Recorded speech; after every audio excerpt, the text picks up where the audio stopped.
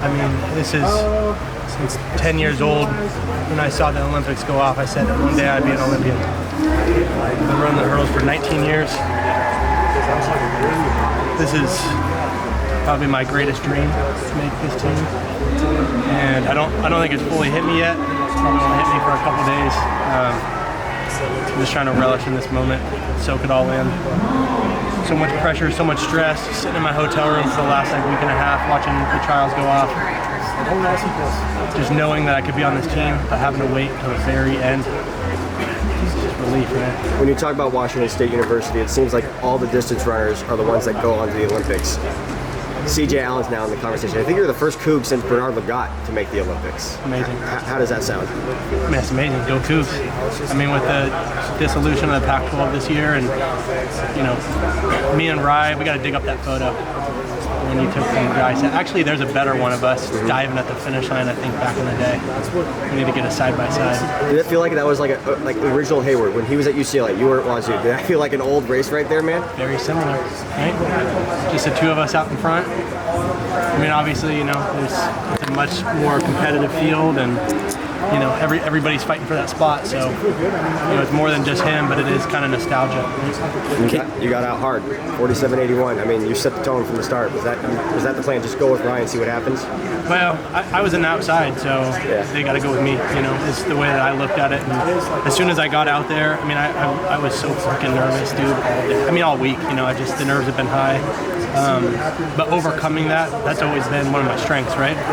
Everybody's going to feel those nerves. Everybody's going to feel that pressure, the weight of what this year means. It's only every 4 years you get the chance of being an Olympian, let alone in the U.S., the hardest team to make. And so, I knew coming in that I was a heavy favorite and contender for this team. Whether other people believe that or not, I knew it in my heart, and it was just me versus me at that point, because I knew, right, if I executed and did what I needed to do, I'd be on this team. Would you be able to talk about the execution a little bit? Where do you feel like you were the strongest today across, the hurdles? Yeah, I mean, I took it out hard, like I always do. I fell into a really nice rhythm.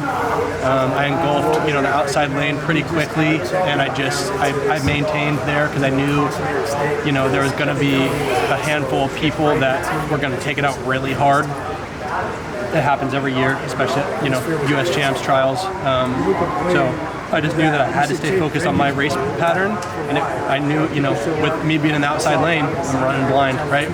So for me, it was just all about execution. I trained by myself for the last 5 years. Nothing different than practice, So I train out in lane 7. It's a 9-lane track. Lane 8 was perfect. Couldn't have drawn it better. The emotion, you talked about it. I mean, everyone's been emotional in some ways. Those that have, booked their tickets to Paris. How do you process a situation like this, a moment like this, in your eyes? I was in my room earlier, just overwhelmed with emotion. I sat down and prayed, and I just said that, if this was God's plan for me, to let it come to fruition, to give me strength, to give me speed, He's brought me here through everything. I mean, there's just been so many challenges in my life, and it just seems like it's always been an uphill battle for me.